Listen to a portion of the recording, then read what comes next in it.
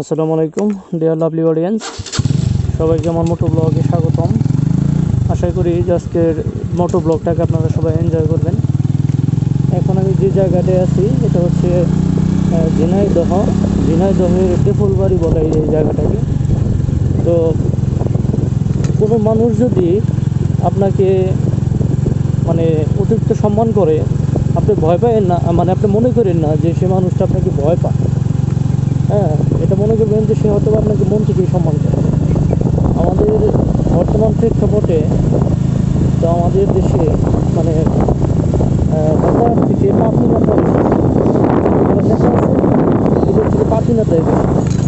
যখন কোনো গ্রামের মানুষ অসহায় সহজ সরল মানুষ এই সমস্ত নেতাদেরকে সালাম করে, তারা মনে মনে ভাবে যে হয়তোবা ভয় পেচ্ছে। আসলে বিষয়টা কিন্তু ভয় পাও।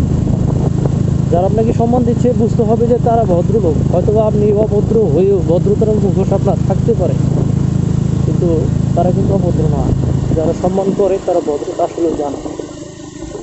কথাটা বললাম এর যথেষ্ট কারণ আছে। আসলে নিজেকে কিছু কিছু মানুষ এমন কিছু মনে করে যে না জানি কি হয়ে গেছে।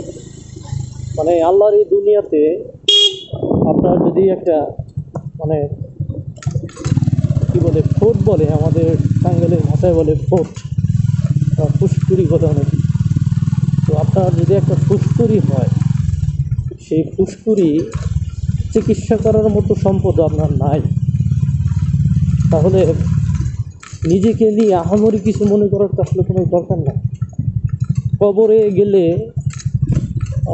লাশ পচার আগে যে বাস পচার আগে লাশ পচে যাচ্ছে, যত বড় বাহাদুরি হোক না কেন মাটি তাকে খেয়ে ফেলছে।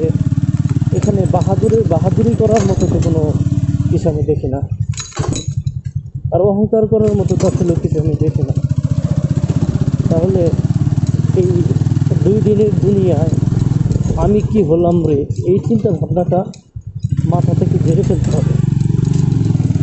2 দিনের দুনিয়ায় আমি কি হলাম রে, এই ধরনের মন মানসিকতা যাদের আছে